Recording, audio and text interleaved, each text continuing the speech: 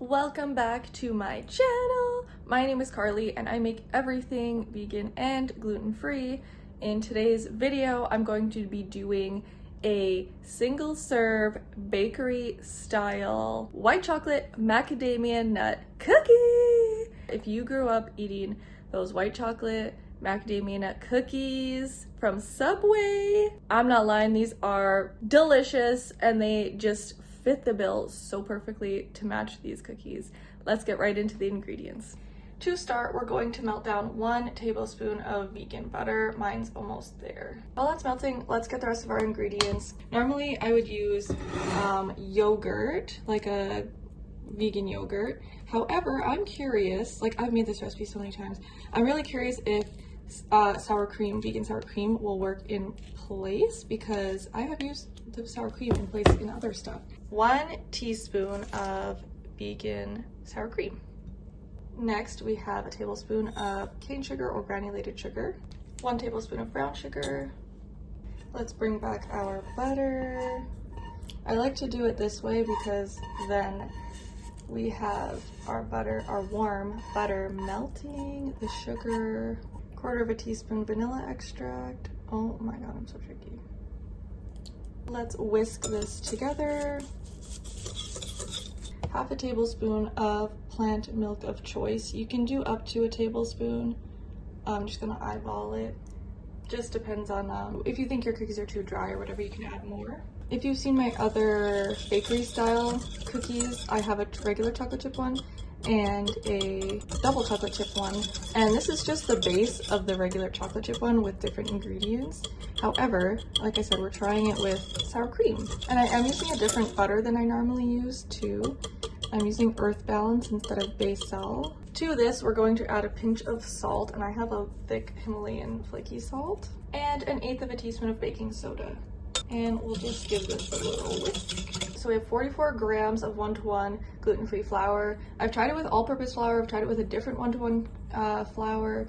I don't really think it makes a difference, just as long as it's not like coconut or oat, something that's like super absorbent. Okay, we're gonna mix this together. You can just use a spatula, but since I used my spoon, since I had a spoon here that I measured the flour with, I figured I might as well just use it. And we're gonna just watch and see if we need more milk. Generally, this recipe doesn't. Sometimes the humidity or dryness in your house can make a difference, or the altitude where you live can make a difference. Okay, that is looking really good. And of course, we cannot forget our white chocolate chips. So I use Enjoy Life. I think it's like the only brand. You Pick might make white chocolate chips that are vegan. I would have to double check that. But I'm going to do, basically you can do however many you want, but I think I'll see what if I can get them in the measuring utensil. I think 1 tablespoon will be good. And of course, so there's You Pick, they make macadamia nuts. I found them on Amazon.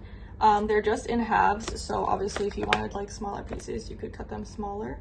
And also, what I love about this is they literally say gluten-free certified on here. Amazing! So let's just also do like a tablespoon of nuts. I would prefer them to be smaller, but you know what, who cares? Give them a mix to incorporate. Now this is probably where my spatula would probably actually be. Yeah, the spatula that I used to scrape the butter into here, that would be a better idea. Then we can properly scrape and also properly fold. All right, now up to you. You could totally, because it's like it's nice and perfectly stiff, like you could totally just pop it in the oven like this right now.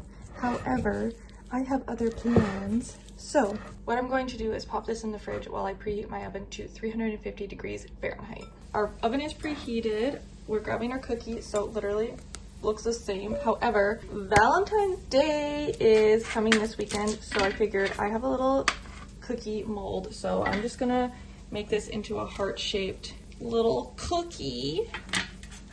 And you know what, if you wanted to, you can make these like chocolate chip or whatever, and then just decorate them with like cute Valentine sprinkles or whatever. Oh, this is gonna be a thick one. Oh, this is gonna be so perfect. Oh my gosh, you guys. This is literally gonna be perfect. Okay. And like I said, these are a bakery style, so like it's gonna be fluffy and poofy and beautiful. And I have never done this before, so I don't know how this is, if it's gonna keep this shape. Ooh, that, look how beautiful it is. Once it cooks, like, I don't know. I'm just gonna keep the shape. Oh my god, it is so perfect. I almost want to just dent it like a little bit more. Hoping that it'll stay that shape. Okay, let's pop it in the oven for 13 to 15 minutes. All right, y'all, the cookie is done cooking. The only thing is I waited hours now because I didn't time it out properly, and if you can tell, I had to go to the dentist.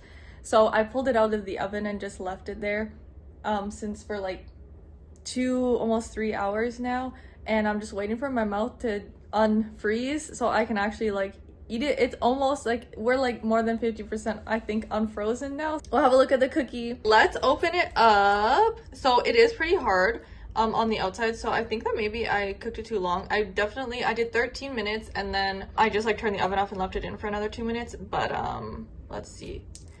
Oh, okay, it's definitely like hard on the harder side, but look at that, it looks amazing. It's just a little, well, it's still soft in the inside though. Anyways, I think I just overcooked it a little bit. We're gonna try a bite of it. If I can eat it, I'll chew it on the side that I didn't get anything done on. Oh, that was so hard to eat. It's so soft. I was like, oh, it's so hard. It's so soft. I can't even eat properly. Oh my god, it's so good.